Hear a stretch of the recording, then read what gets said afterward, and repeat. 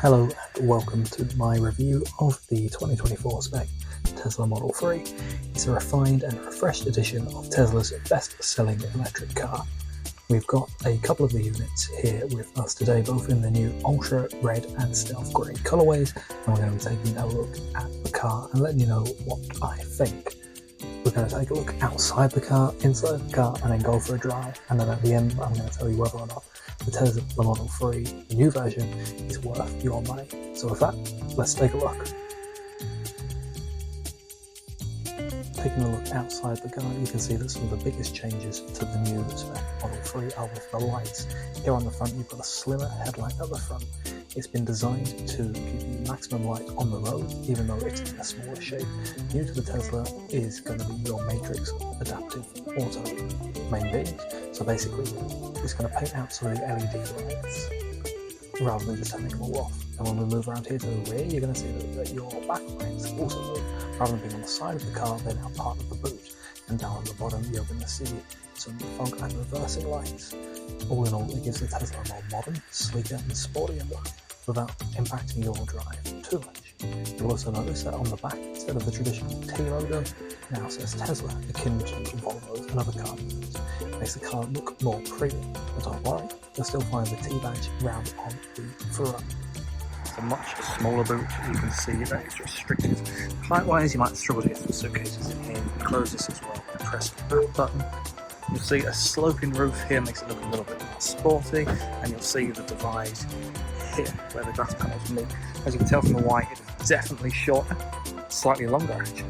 Definitely a sporty looking car. Different wheels on this one, the same deal with the handle, thumb in to open the handle. You can see it's the red colour with the black trim. Definitely a sportier looking vehicle.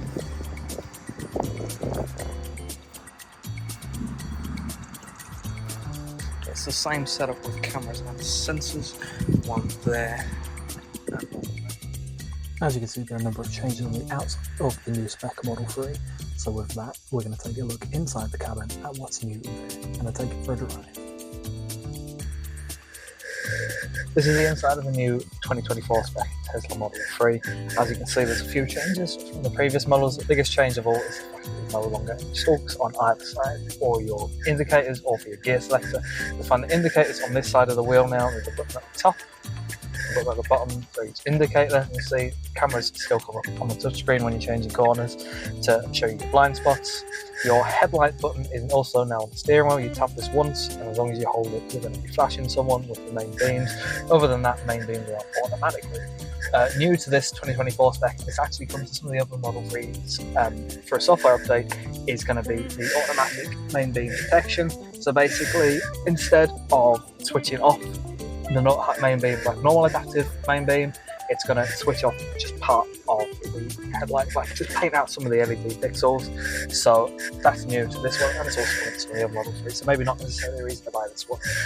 Other than that, you're going to find that your gear selector is no longer on this side, neither is autopilot. To engage autopilot, you're going to press this button here on the steering wheel, and to change your gear, you're going to see that here on the screen. Just in case things go wrong with the screen, you can select your gears with some buttons up here next to your hazard warning switch. Only you're going to really be using this if the car breaks down. You need to put it in a neutral to push or for a tow. Other than that, things live here on the touchscreen. There's nothing too different if you've used a Tesla before, but if you haven't, just give a quick run through. All your car control settings are here when you pass the car icon. Your quick controls are find here, so that's like setting your wipers, adjusting the mirrors, the steering wheel, changing the brightness, turning on or off your headlights. A lot of this you're not going to really have to touch. Turn on your lights, they'll be automatic. Turn on your wipers to auto, you're never really going to have to touch that. If you want to open the glove box, tap that button, glove box over there opens. Fortunately, you can't close it like you can on the side of the truck, you've just got to give a long push. If you want to do your window lock, your child lock, that goes on here. Same with folding the mirrors in their club. How they come. One neat little feature there you might have seen comes up, you can save the location. So if you want to fold in your ring mirrors when you pull up onto your driveway, so they always fold into your park in the garage, they'll always fold up when you get to that exact same point. Could be useful when you get home.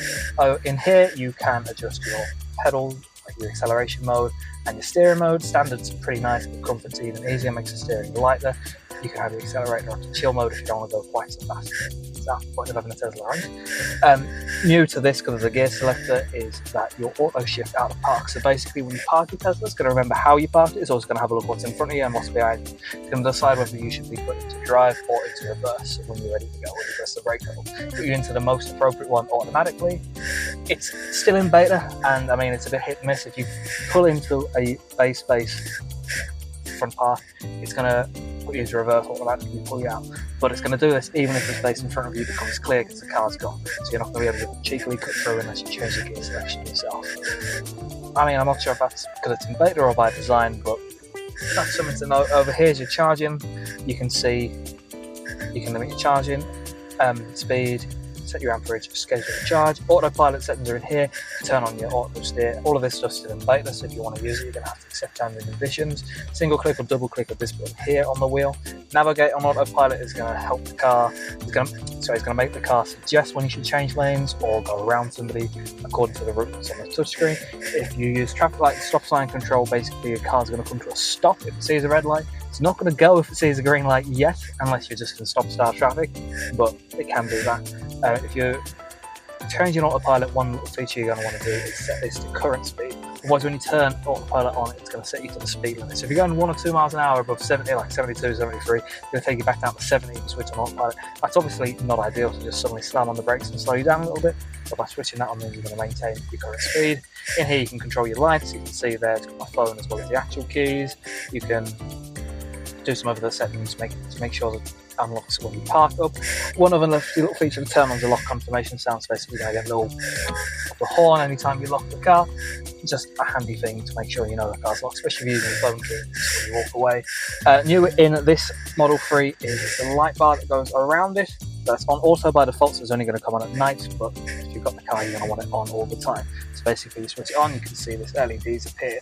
You can change it into any colour, so we're setting it to a nice red right now, just so it's really standing out bright. You can see it goes all the way around here, and it even goes into the back seats, so that's nice. You've got footwell lights, still as standard with dome lights here and in the back. You switch on the display settings. You're not really going to have to judge too much of these. Navigation settings, car gets software updates, and in here for your service mode, shows you the tyre pressures, things like that. Switch it into car wash mode if you're going into an automatic car wash, which is basically make sure all the auto wiper settings are switched off, so you're not going to have one of those switching on while your roll's coming down. And that's pretty much everything about the Tesla. On the software side, this and this, both sides of the phone pads are wireless chargers, so you can charge your phone. It'll work with an Android phone or an iPhone. It doesn't have MagSafe in, but it's still going to wirelessly charge your iPhone, even if it is one of the newer ones. In here, you've got a cubby for space at the minute. I've got a drone in there, so you get the drone shots of the car, because the wind allows it. And if you open up this one, you've got 2 cup holders, one on either side. You just push it, and it's soft close. Inside the armrest, you've got plenty of cupboards. You're not going to worry too much about that, but it's nice to know. The sun visor, forgot what it was called for a second, just pulls down here. As you can see, it magnetically attaches here, unlike the little clip you've got to faff around with in other cars. So if you need to move it over here, you don't need to worry about clipping it back in when you're finished. Got a really small mirror on this one, which is a bit weird. If you open it, it's got a little light in the mirror, so you can check yourself out. Close that up. Other than that, nothing of significance. Oh yeah, of course, if you've never used a Tesla before, you're going to notice here to open the doors you need to press this button and the door will open. There's no actual door handle on the side, unlike other cars. And with that, I'm going to show you how the new gear selector works, and I'm going to take it for a little spin. So you press and hold the brake, swipe up to go into drive, swipe down to go into reverse. Parks up here, neutral's down here. So we're going to reverse just out of the bay. You've got your cameras on view here all the time, so you can see what you're doing. And then after you've done your little reversing manoeuvre and you're ready to go, swipe up into drive, and away you go.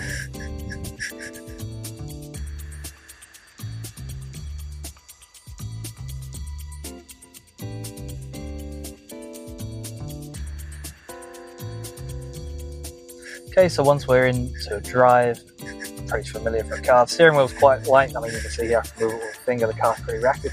It's very grippy when you're driving it. It's going to cling to the road, handles corners really well. And of course, we're just going to come to a stop here with a little launch, because what's the point of having a Tesla if you can't go fast? So you put your foot down and you just absolutely rock it off. Right now I'm in the all-wheel drive spec of the new Model 3, so it's not quite as fast. This one accelerates in just over 5 seconds, whereas the long-range model accelerates in just over 4 seconds, 4.2 to be exact. Pretty fast. Even the 5 seconds, which is slightly slower, it's still pretty fast. You're not going to need to do these launches all the time. It's still pretty fun. Half the point of having a Tesla or an EV is to have fun with speed off. Right, so we're just cruising down this little road here, and we're going to come to an intersection. That's going to be a perfect opportunity to show these new indicators in usage. It doesn't take too long to get used to. I mean, in all honesty, I've been driving not this model, but a different version of the new Model 3 for just over a week, and by the end of the week, going back into my car, I've actively found myself trying to press the button instead of use the stalk. So you see here, we're going to be turning to the right, so we just press that button at the top there, turn right. Camera comes up here, and when it's safe to do so, we just pull out. As I was saying, going back onto my car with sticks now, I actually found myself trying to press the button. So you get used to that pretty quickly. The left-hand indicator's on the bottom, the right-hand indicator's up here on the top. You can sort of get used to them by feel, because there's a handy little line in the middle, so you'll be able to tell them apart. Can get a little bit confusing if you're going around a roundabout, because obviously if your wheel's upside down, the arrows are going to be pointing the right way. You just got to do a little bit of thinking to try and flip the arrows back around the right way. Can be a little bit difficult if it's dark or if you're in busy traffic and you try not to look at the wheels and switch on your headlights without accidentally switching the indicators, but it's something you do get used to. In terms of like why Tesla decided to do this, in all honesty, it's for the aesthetics. You know, as you can see with this one specifically, where we've got the fabric trim now instead of the wood, Tesla's gone for an ultra-light minimalist design, even more so than before. There's no real function to not having the stalks other than just the cleaner look. Personally, I like it, but I can see why it can get frustrating for some people, especially with the gear select. If you're trying to do a 3-point turn or move quickly, it can be a bit of a pain to faff around with sliding it up and down. Luckily, the screen is quite responsive. Beyond that, it's just a fun car to drive, to be honest. As I said, it handles really well. It's light to steer. It clings to the road really well. It's a really smooth ride, and you'll notice that it's a little bit quieter. With this new spec, Tesla has improved all of the acoustic sound glass on the car. So instead of just the front mirrors and the windscreen being acoustic glass, the rear mirrors, the rear windows and the rear windscreen are both now acoustic glass. So that's going to make the car a lot quieter. Tesla reckons it's about 30% quieter, but you're probably only going to notice it if you're coming from a previous Model 3. If you're just getting, otherwise you're just going to think, oh wow, this is a quiet car. The reason the ride's so smooth is because the suspension has been changed from the previous Model 3. They've been working on it. They realised, oh, we can improve it in these areas. So it's just a little bit springier. So you're going to find that if you're going over potholes or cracks in the road, things are just a little bit smoother. You're going to feel it a little bit less. That also helps with the noise control to give you a bit smoother, quieter and better ride overall. And that concludes my thoughts on the new spec Tesla Model 3. Overall, it's a fantastic new car that makes a number of improvements over the previous model. Owners of previous Model 3s are going to find their biggest irks and quirks have been fixed. Some minor downsides to the car, the fact that the auto wipers are a little bit too sensitive, and you'll find that autopilot isn't quite as advanced as the alternatives such as Ford's Blue Cruise. Plus, to get any real functionality, you're going to have to pay the extra $3,500 to get enhanced autopilot. That said, this car is nearly perfect for a car full stop, never mind an EV. Tesla's Model 3 has been the best-selling electric car overseas for a long time now, and with the new spec, I can see that continuing. Thank you for watching.